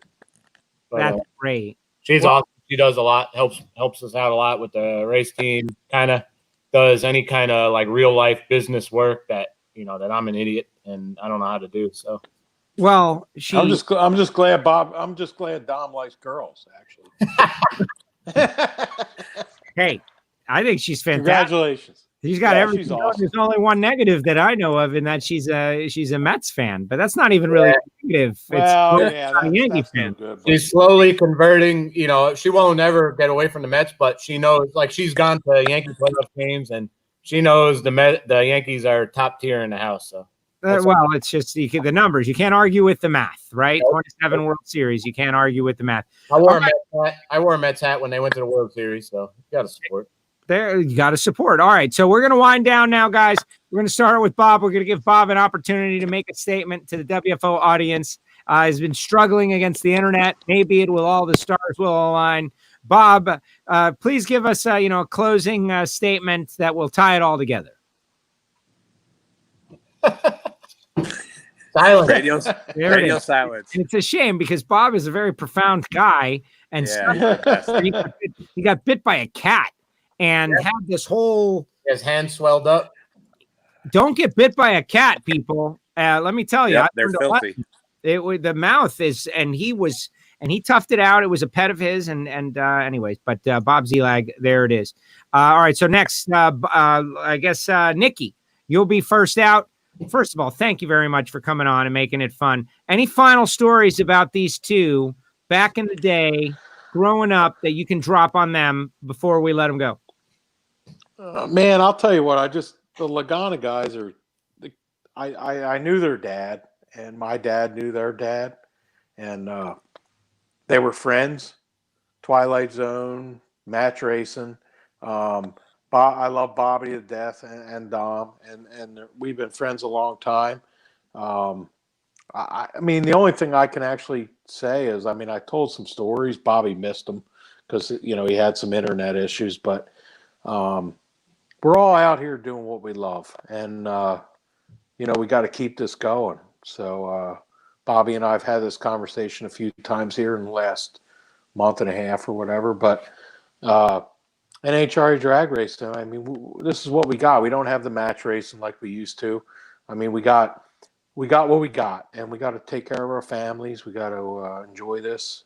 We got to enjoy the ride, and I know those guys feel that way because our hearts are in this, and we know our country's in a hard place right now. We're all mixed up. I mean, everybody is. Joe, you and I have had this conversation. So bottom line here is we just need to go out there. We need to do what we can do. We need to race, and we need to be with our friends and our family, and our racing family is our family, and that's really what I got to say. So that's Nikki, that's very profound. That's very profound. Did you see this picture, Nikki?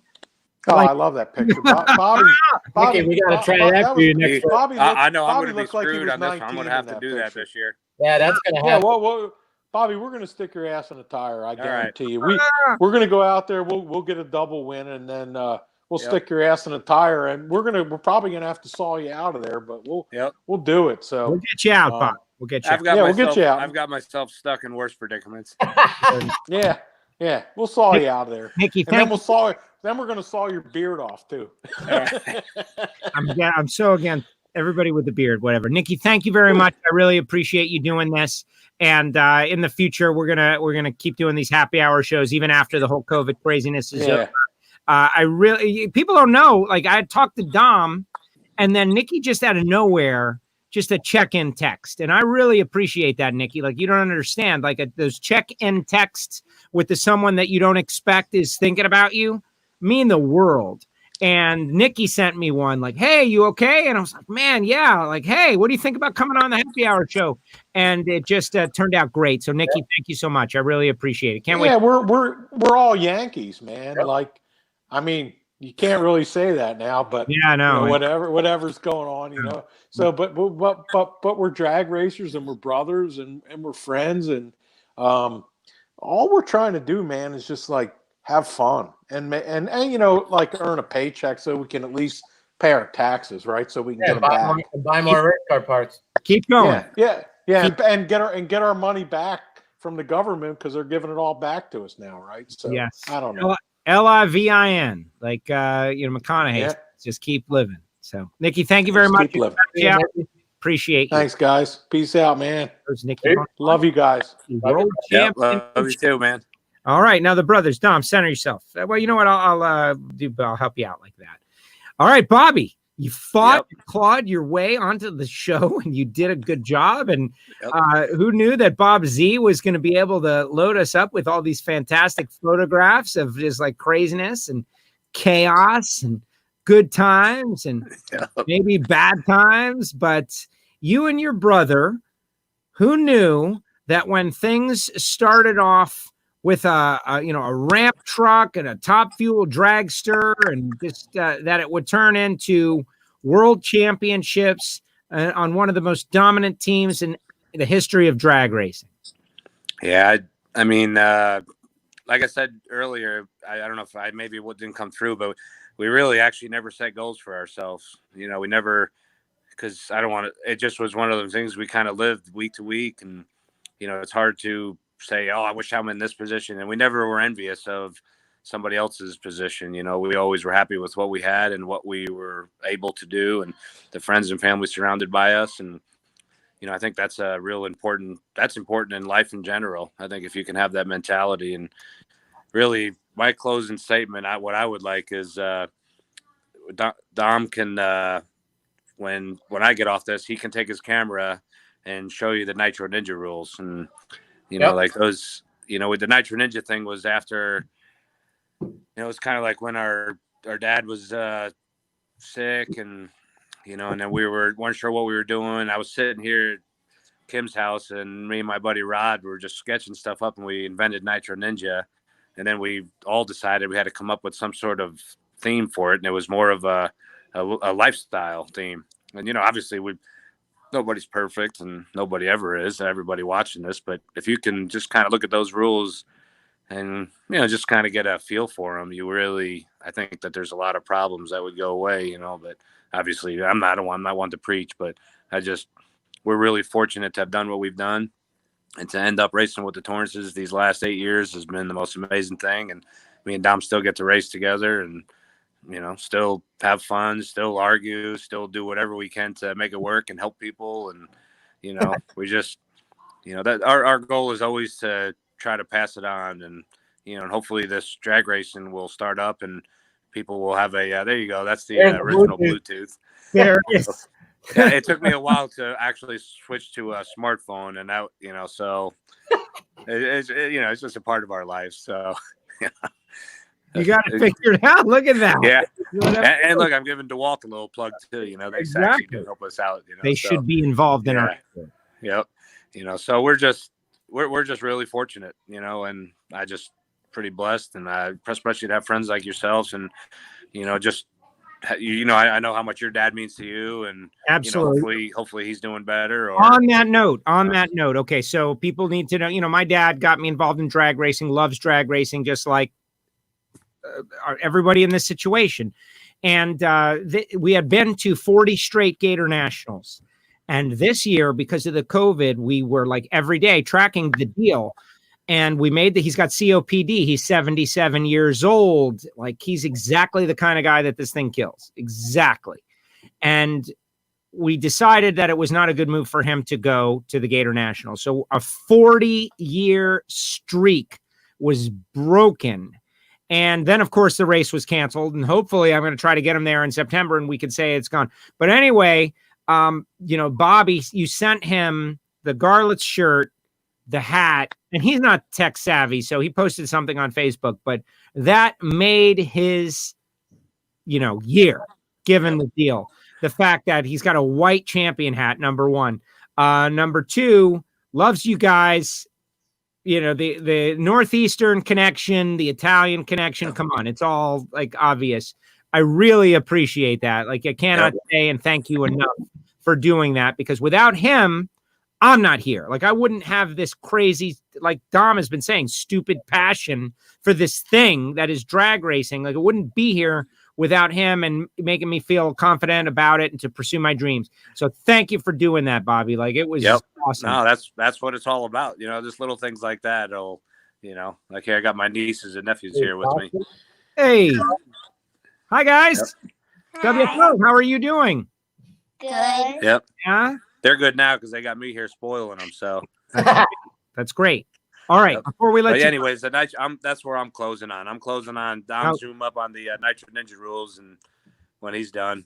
And, but I'm not letting you close on that. I'm not I appreciate that. That's a good thing. But I want you both to weigh in on this before we let you go, Bobby. Talking New York Yankees baseball. It's time for spontaneous Yankee talk. That's the best sponsor that there ever was, right there. Best ever. Daryl Gwynn's a badass. Mike Dunn's badass, awesome guy, and that was a great team and an awesome deal. What do you got there, Joe? He's got something cool. Oh yeah, I got one on my mantle at home, thanks to Scuba Steve. Now, it is a little damaged because I had a cat that knocked this thing off of. It was very terrible, but. The idea, think about this for all you sports fans out there. Imagine your team, whatever your team is, whoever you love, the Denver Broncos, whoever it is, and you love Top Fuel drag racing, you love Nitro, that the two would merge in this situation. And then, Daryl Gwynn from Miami, being from Miami, I don't think it could ever get better than this, honestly. The New York Yankees, Daryl Gwynn, and Top Fuel all together in a sponsor. One of these things about these past 8 years being able to run with the Torrances and run at the top, the amount of people that love the Yankee hat. And, we've been fortunate. I think, Joe, you were like Al Rondon, that, that gift that he had, and just the things like the things that people have kind of given us over the years, and just, Yankee memorabilia. A guy gave me a Don Mattingly signed baseball, and wow, it's just been cool to see people's reactions to the Yankee hats. I mean, we've always worn them our whole lives, but Well, I brought out my New York Yankee racing hat. Dom, you remember this? We were in Dallas, and they were cheating, Dom. Like, well, how are we supposed to know? I remember when LeMahieu hit that home run, we went nuts, and nuts. Next thing you know, Altuve. Yeah, well. Yep. It's unfortunate. It's obviously it's in a different world. It was a negative thing. They've been punished, but whatever. Eyes forward. Hopefully, everybody's going to get healthy, and we're going to have ourselves a great year, and maybe get ourselves World Series number 28. That'd be nice. There. Yep. All right, Bobby. Thank you very much. All right. Appreciate you jumping on. Hey, Bob. Right. There he goes. Bye. Bobby Lagana. There he goes. And Dom, here we are. Yep. So, what do you think? Did it turn out the way you had expected? I put a decent dent in my Jameson bottle.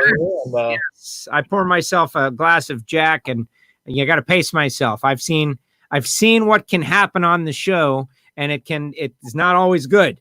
So I got to pace myself. But I think you enjoyed it. Some people I reached out to, unfortunately, were unable to join because of work, because of various things. But I think we had a good time and delved into it. Great time. Yeah. Nicky was perfect guest too. I mean, he's grown up almost identical to how me and Bob has. And after all these years, he's still racing. And, it's like our dad and his dad were real tight back in the day. And, we're all East Coast guys. So Northeast, East Coast, Northeast. And it's something that I've learned. I was born in South Florida. Hollywood, Florida is where I was born. But people who know that that's the sixth borough. Like it's all Northeasterners, New York, New Jersey, Connecticut. My parents are from Jersey, and they moved down there, and I was born. But I was totally raised Jersey. The Yankees trained in Fort Lauderdale. There were all kinds of great things that happened. But there's just a mindset. Some people think New Yorkers are mean-spirited, which is not true at all. It's it's fast. It's a fast life. It's a fast existence. Yep, for sure. And but racing's fast-paced. Perfect match for us, Exactly. I really appreciate you. Look, Kelly says that the show made her day. Yep. Or his day. Yep. Otherwise. And Kathy is very happy, and everybody's very happy. Dom, I want to thank you for coming on the show, spending time with us. Go Yanks, number 1, number 2. Can't wait to see us all back out there running and pushing this drag racing thing forward. It's clearly as Nicky said, one of the biggest things besides not obviously racing is seeing, for me, I've been racing since I was in my mom's womb, and so not being there, you're not seeing the people that some of them I've seen every weekend since I can remember. And so it's your family out there, a lot of friends out there. And it's that we look forward to that as well as obviously racing. But we can't wait to get back out there and burn some nitro. And, it's like I said, I went home for 5 weeks. Me and my fiance spent 5 weeks straight together. And it was weird. It was like a little bit of, I don't know if it's a taste of reality or what, because you could say that in drag racing we live in a non-real world. I don't know, because it's kind of, we just So are true. so focused, and I get caught up with it pretty bad too sometimes, where you forget what per se the real life is. And this has been good. We've, I'm sure everybody spent a lot of time with their loved ones and their family. And as I said, me and Sarah getting married in September. And Okay, September is that. That's why I was going to ask you. Like, when's it all going down? so it was September 12th. Now it's September 11th because Reading got moved that weekend. So our honeymoon will most likely be at Reading, Pennsylvania. But she, like I said, she's a great girl. I love her very much, and she loves racing. Which is obviously it's just a little bit of a deal breaker for me. So Right, pretty important. She does a lot for me, and we love each other, love racing, love friends and family, and we're easygoing. Just try and stay positive through all this, and that's it. That's all you can do. Positive energy. That's what it's all about. I get to spend a lot of time with each other. It's all, like the stuff we've done over the years is, we've raced. I mean, I'm only 30. I'm going to turn 35, and we've raced so much. There's a lot of really good times that I've actually forgot about, and it's crazy. And it's like Bob Z taking pictures is great when he's been sending on me all these, because you forget about all the stuff that we've done. It's insane how much time we've spent at the racetrack, on the road, working at the shop. How many times we slept in the trailer at the racetrack, doing fire burnouts and shit like that. And it's I guess it's a little bit of a blur, but when you look back on it, it's those moments are satisfying for us, and that's why you do them. I mean, why else you want that moment of enjoyment, and you also want to be able to look back on it. And for sure, being a part of the Torrance team has been a godsend for us. It's awesome. Like Bob said, Mom McKay and Billy are our parents to us. Steve's a brother to us, and there are, as I said, our relationship goes way beyond the racetrack and always will. And can't thank them enough for all they've done for us. And it's been a lot of fun with them, and it's a lot of fun with this thing too. Absolutely. Drive it again, I'm excited, but whenever it is, it don't matter.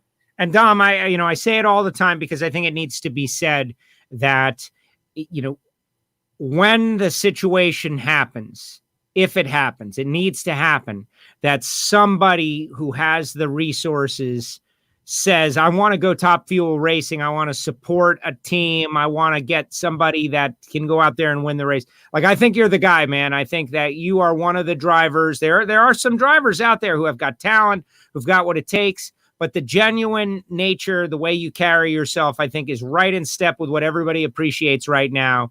And I think that you would be a great guy. I'd love to see, like, my goal for you is I would love to see you be able to run a whole points season and chase a championship someday at some point, because I think it would be good for the sport of drag racing, and I would love to see you get that opportunity. So that's what I'm wishing for you. Thank you for coming on the show. Thank you for spending time on WFO and all your support throughout. Yep, I appreciate that a lot. I mean, as I said, that would be awesome. It is a goal of ours a little bit, but not really. What we've been able to accomplish with our family car, and especially what we've accomplished with the Torrance, I'm not saying that I want to stop racing ever, and I don't, but if for some God forbid reason we had to, the stuff we've been able to accomplish, especially with the Torrances, has fulfilled our heart in drag racing. And, we can say, hey, everything, all the sacrifice, Bob's crash, my dad's crash, he sacrificed his life for it. Bob almost sacrificed his life for it. He got hurt really bad, and it was all towards the goal that we're at right now. So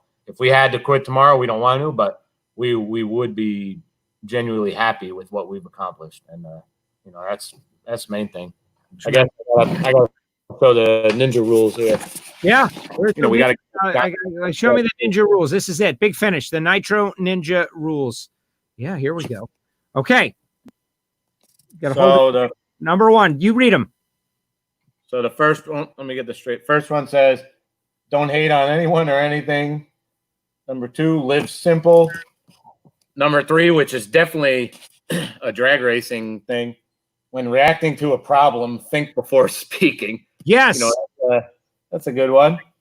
Number 4, which is what we all live for, treasure your family and friends. Number 5, think positive and negative, which is, as you know, Joe, my favorite group is 311, and I have it on my car. My thought is always stay positive and love your life, because that's what 311 says. Number 6, smile at least once a day. That doesn't hurt anybody at all. Number 7, it's okay to be wrong and admit it. You know, we're all guilty of that for sure. Number 8, give more, expect less, which is how we've gotten to where we are. People have given us a lot. Number 9, try not to worry so much. Stress is bad for you. It puts your blood pressure up, can give you gray hairs. It can cause all kinds of problems. Make you fat. I mean, hey, if you're eating, in my eyes, if you're eating Italian food, pizza and pasta and stuff, I'm happy with that. So, number 9, try not to worry so much. Number 10, have faith and believe in it. And number 11, which has been modified. Originally, it said it was something along the lines of, if it's not loud enough, put nitro in it or something like that. That's great. And this is a big one that we all need to remember. Life is built on second chances, given and received. Simple as that. Dom. We're just happy. As we said, the only other thing this has taught us is we're so lucky to be able to drag race. Your job, my brother's job. This is it's almost a fantasy world that we're in, and we get to make a living doing it. So I definitely never take for granted what we do, and I for sure after this don't take it for granted, and just want to get back to somewhat of normal life. Exactly. Well, July, 2 races back to back. Lucas Oil Raceway, Indianapolis. Hope to see you there. Dom, Yes, thank you. Happy hour, WFO. Really appreciate it. Yep. Thank you, Joe. Thanks for having us. Got a shout out to my shop neighbor, Leading Edge Composites. Craig gave me let me bite off his Wi-Fi. So there it is. This is all brought to you by Craig. Thank you very much. Yeah, the Wi-Fi, it was very stable. Great stuff. Dom, thank you. Thanks, Joe. Have a good one. There it is. Go Yanks. There he goes. The Nitro Ninja, Dom Lagana. And there it is. Just like that, WFO. Happy Friday, everybody. Hopefully you love this as much as I do. During the COVID situation, it has been my goal here on WFO Radio Podcast to do, maybe we're not doing as much content as some others, but I really think that it's been special. It's been special to me, and that's what we've tried to do, whether it be Selzy, whether it be Wine Night with Ron Tobler, whatever we have been able to do, I've tried to make it special. You guys, the listeners, loving it. Obviously, Nitro Ninja, you can find them on the web. Get a shirt, right? Get their gear. Kathy says the Dodgers will meet the Yankees in the World Series, and yes, the Dodgers will be defeated. It will be great, but I would love to see that rematch of 1981 and the whole Fernando Valenzuela thing. Oh, man. The Yankees. But on WFO Radio Podcast, we love the sport. That's what it is. And tomorrow, I don't drive a nitro car, but I'm going bracket racing myself. And if you follow me at WFO Joe on Instagram or Twitter or our Facebook pages, etc., I'm going to post as much as I can. I will not be driving my race car. I will be driving just a Pontiac GTO 2005, but it is going to be great. I will tell you all about that. But first, the sponsors, samtech.edu, making it all possible. Factory Stock Podcast, please subscribe. Samtech doing a great job. Frank Hawley's Drag Racing School, the Dragster Adventure. Steve Brenwald creates the art for our show. This is the WFO Radio t-shirt. You can get it at nitrofishracing.com, WFO 20. If you'd like something for free, I'm happy to give you some WFO Radio stickers, but you got to send a self-addressed stamped envelope to P.O. Box 848353, Pembroke Pines, Florida, and I will load it up. Total Seal Piston Ring supports our show. The leader in ring seal technology, totalseal.com. Check them out. And Marvin Rodak, RodaksCoffeeandGrills.com. Hot sauces and spice rubs, everything good. If you're a coffee file, by all means, you got to jump on board with Marvin Rodak. Some final thoughts from listeners out there. Kathy is laughing because she knows her Dodgers will be defeated if they make it. Chuck says, fun and educational show today. Good job, Joe, as always. Thank you, Chuck. I really appreciate it. The Nitro Ninja rules were great. Screenshot the rules. Yeah, I'm doing a lot. But yes, we got to get those rules. They have a shirt. The Nitro Ninja shirt has the rules on the back, from what I understand. So you can get the Nitro Ninja rules on the back of the shirt. Simple as that. But Dom has been great. It was a good time. I really appreciate it. It's now Friday and the weekend is here. So thank you very much to all you WFO Radio listeners. Again, I am going to be headed out to Palm Beach. This is the car. This is my dad's car, 2005 Pontiac GTO, LS2, automatic. We're going to try to run in the street category and see what we can do. My first time doing like legitimate bracket racing in a street car in a long time. So follow me at WFO Joe or at WFO Radio, and we will follow along. It is going to be great. And for those of you who, you love drag racing and you're thinking to yourself, man, what is it about this sport? I can tell you this. I have no idea. But the people who are involved for life. They're lifers and good people, passionate, caring, respectful, generally. And a whole lot of fun, right? So if you like the show, share the show. Start a watch party on your page. Cut and paste the link and go to WFOradio.com and subscribe. Apple Podcasts, Spotify, all you podcast listeners, you can hear our Ignition show and have a whole lot of fun. But spread it around. We are that small business that needs you to tell the world about us. WFO Radio, Apple Podcasts, Spotify, SoundCloud, etc. Thanks to Dom for submitting to this. Great job. Thanks to Sarah for doing all the social media you did. I really appreciate it. Bobby and Nikki and Bob Zelag. And there were a couple other people. Scott Palmer was going to jump on. He's out there on the road. He's driving. And, you can't be driving and be on the air at the same time. It's a bad deal, man. You can check out the archive. WFO on our Facebook page. Like it. But also last week's show with Jason Logan and Courtney Enders. Those two are a very popular team. They were on our Happy Hour show the week previous. Gary Selzy had so much fun. And we're all looking forward to getting back to NHRA drag racing real soon in July. Schedule on NHRA.com. We'll see you. All right, got a couple more comments. What do they say? I raced my 2002 Cadillac STS North Star V8 Street Trophy Brainerd, 7 years. Nothing better than going down the drag strip, whatever it is. True. That is it. I'm hoping to sneak up on these people. Drag racing is a family. Bracket racing this weekend. Thank you all. All right, everybody, that is going to do it. Appreciate you. Happy weekend. Stay safe. Have fun. And we'll see you next time on WFO Radio.